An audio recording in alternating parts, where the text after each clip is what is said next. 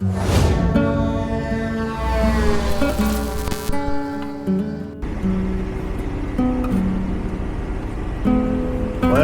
it's time for the part that sucks most about this job.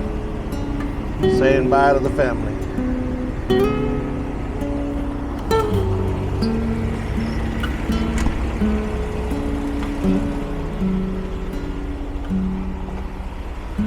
Bye, son. Love you. Kiss. Be good. Okay? Okay. I'll be back soon. No.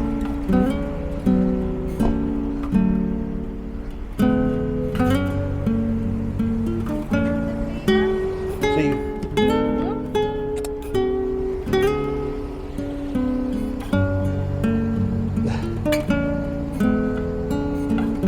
Bye. You good? Love you guys. Don't look at me like that, dude.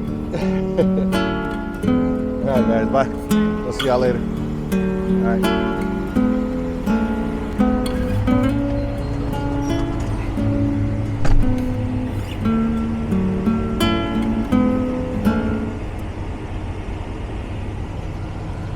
Oh yeah. Well, welcome back guys. Welcome back to A Trucker's Life. I'm Jorge Navarro. If you're new to the channel, welcome to the channel. If you've already been subscribed, welcome back.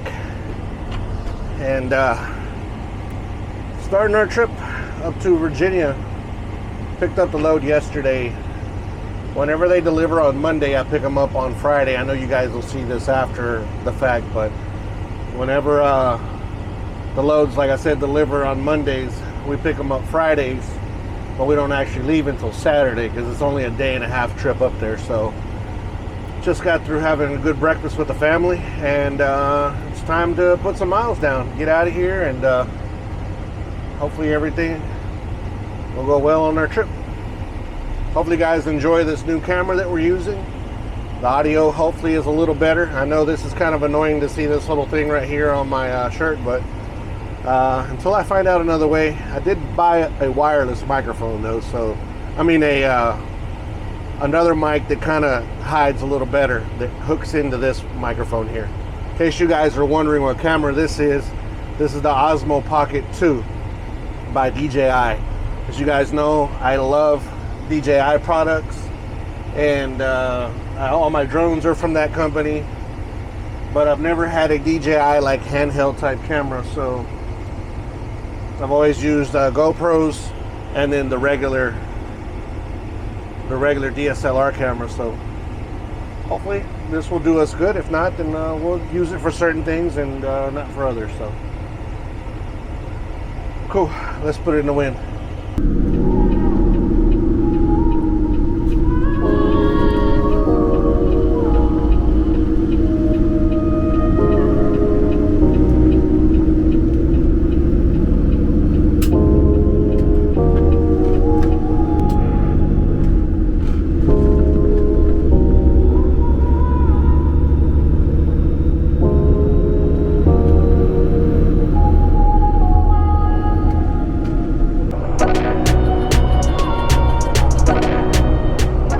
So we're coming into my hometown of Huntsville, Texas, and I don't know if you're able to see up ahead there on the right, there's a statue of General Sam Houston.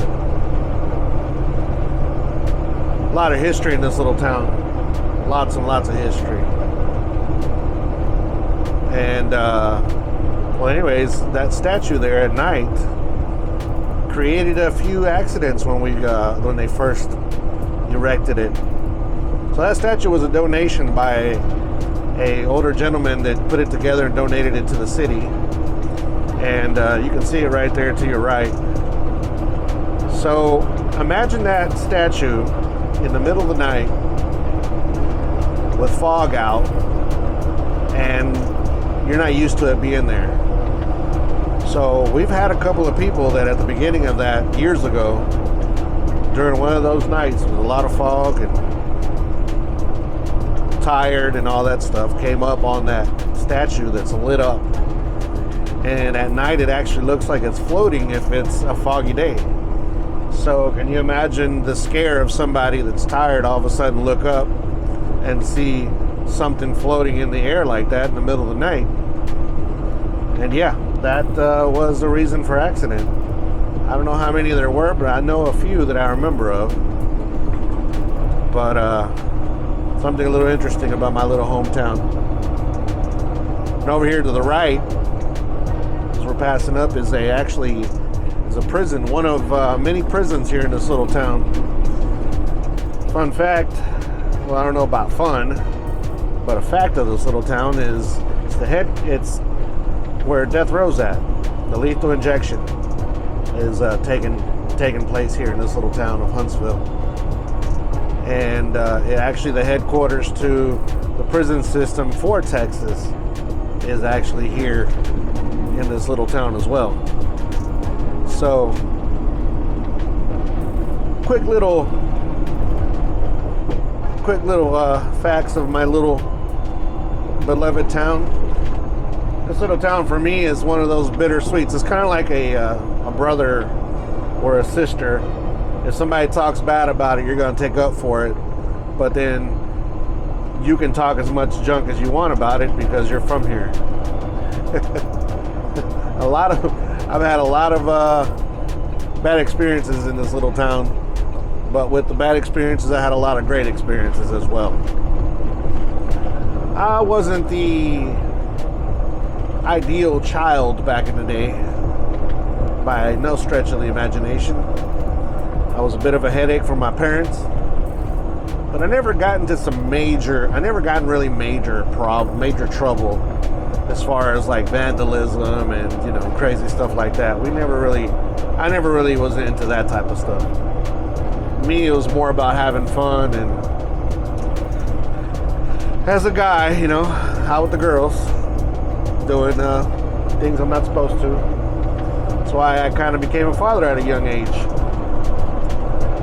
So, a little bit of fact about me.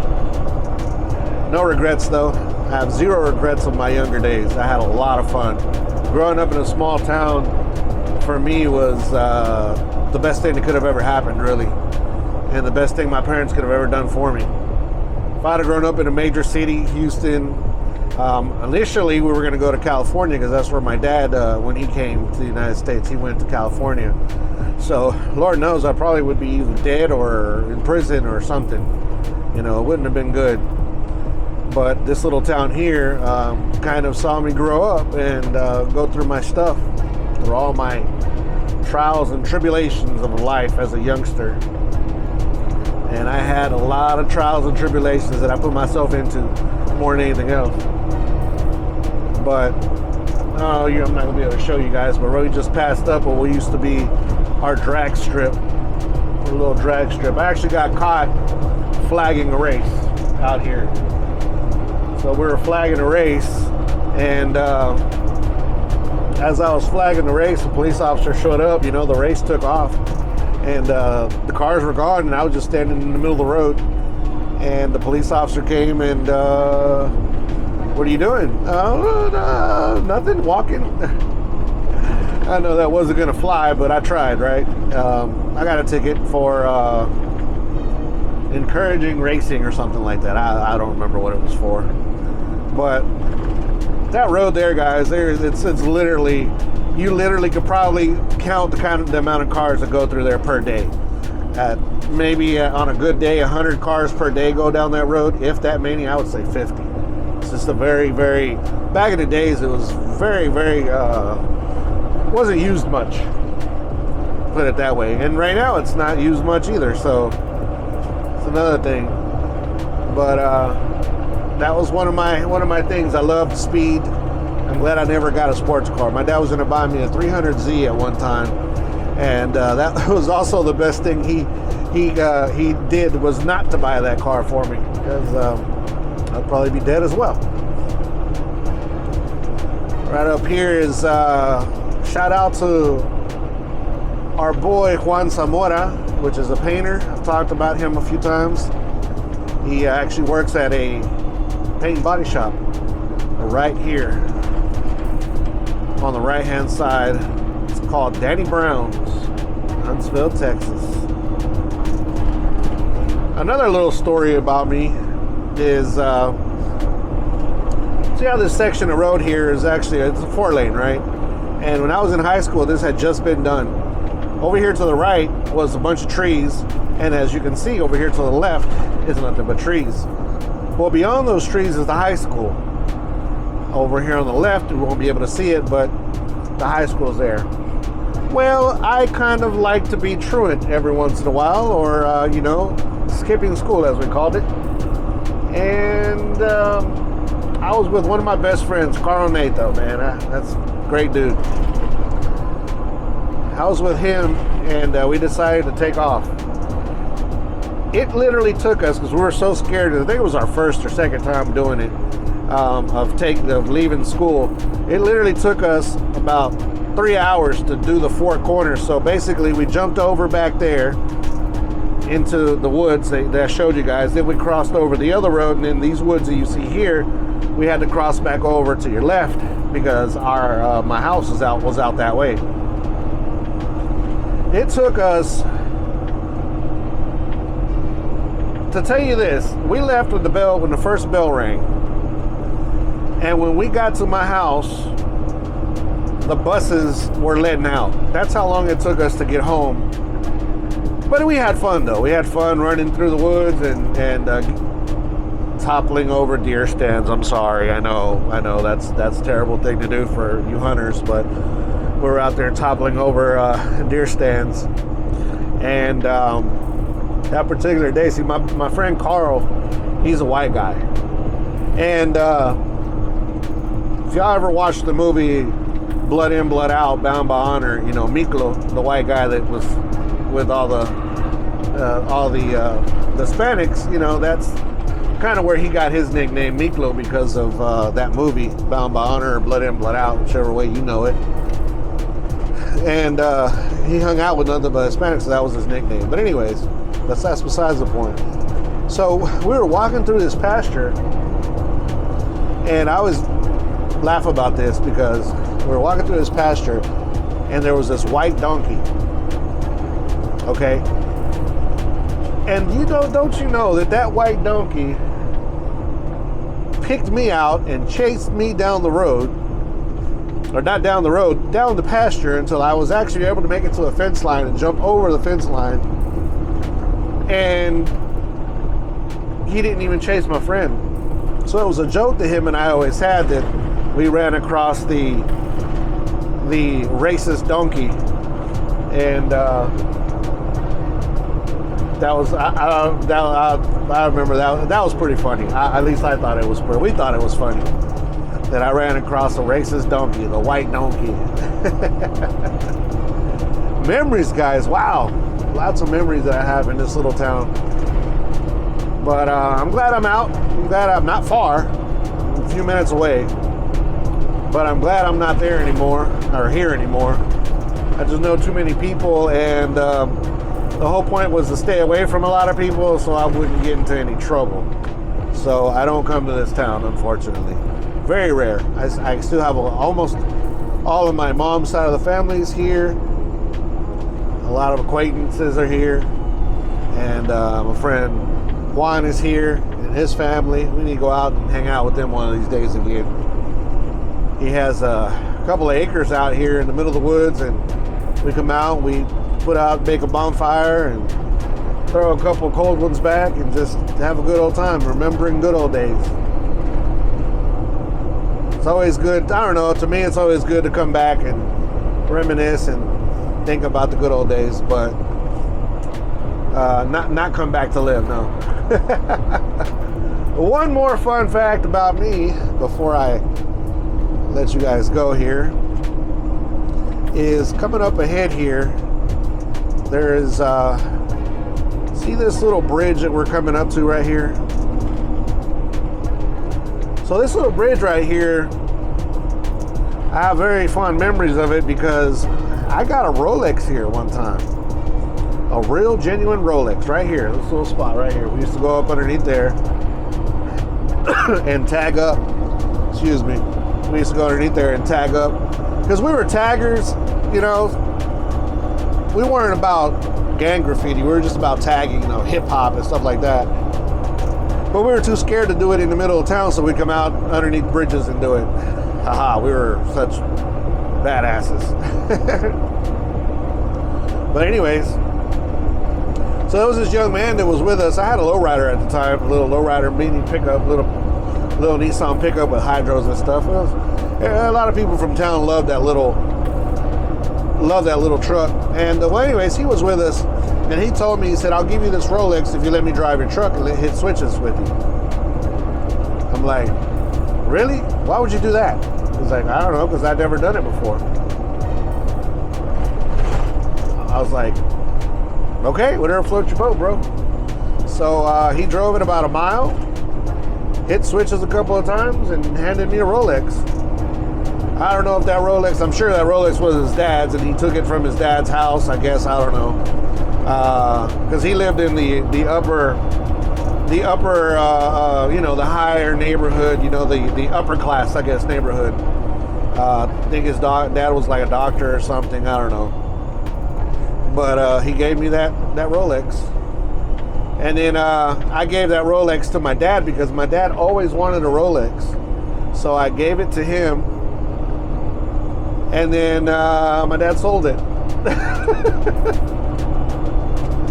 Some guy saw that he had it and offered him, I think, $1,000. Ripped him off too. Offered him like $1,000 for the watch. And I've looked it up now, and that watch is worth about $25,000 now, because it was an older watch. But it's worth a lot of money now, and I'm pretty sure then it was worth probably about $5-10 grand at the time. And my dad didn't know better, so he sold it to him for $1,000. So that was my little story of owning a Rolex for a brief amount of time, and it was probably taken from his father, and I gave it to my father, and then he sold it for $1,000.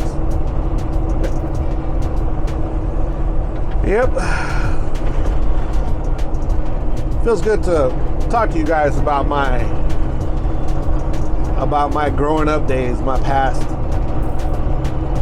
I hope my son does not follow anything that I ever did in life. That's why I'm trying to teach him right. I'm trying to teach him to be a good guy, a good man, and that's why like you saw in the last video, you know, I like to be engaged with him doing things, fishing and stuff like that, because it's something that you need as a child, I know for sure. And me being a truck driver doesn't help out the situation. But when I am home, I try to do as much as I can with him. All right, well, just quick little stories about me. Maybe another time that we come through here, we'll go through some more, because there are plenty of stories that I have about me in this little town. So I'm gonna go ahead and keep on putting it in the wind. Try to see how many miles we put down tonight. It's starting to get a little like it's starting to rain out there, looks like. We'll see how the weather continues. That's why, well, I washed my truck the other day, but as you can tell, it still looks okay, but it's rained and things happen.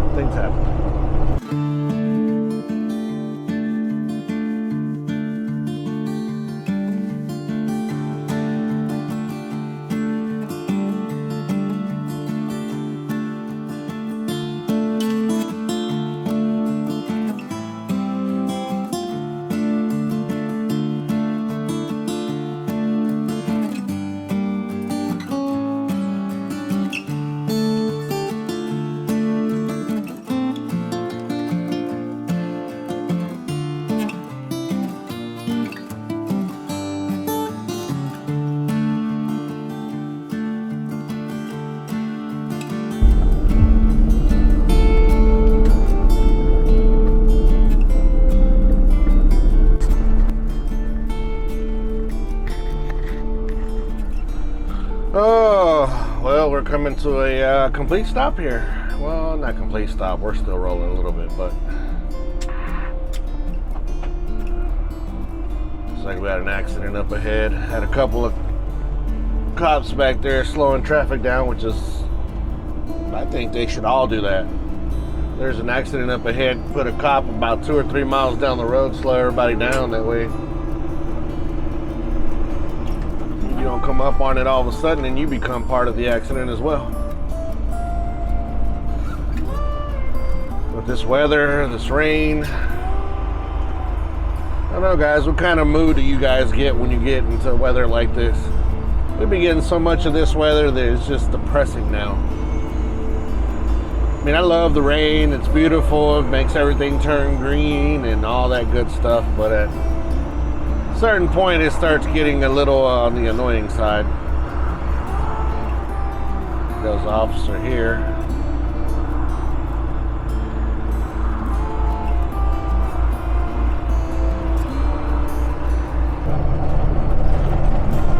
Guys, don't forget to be kind to one another. Help anybody needs help. Anybody contemplating suicide, 1-800-273-8255. Military men and women, thank you so much for your service. See you guys on the next video. Peace. We're out of here.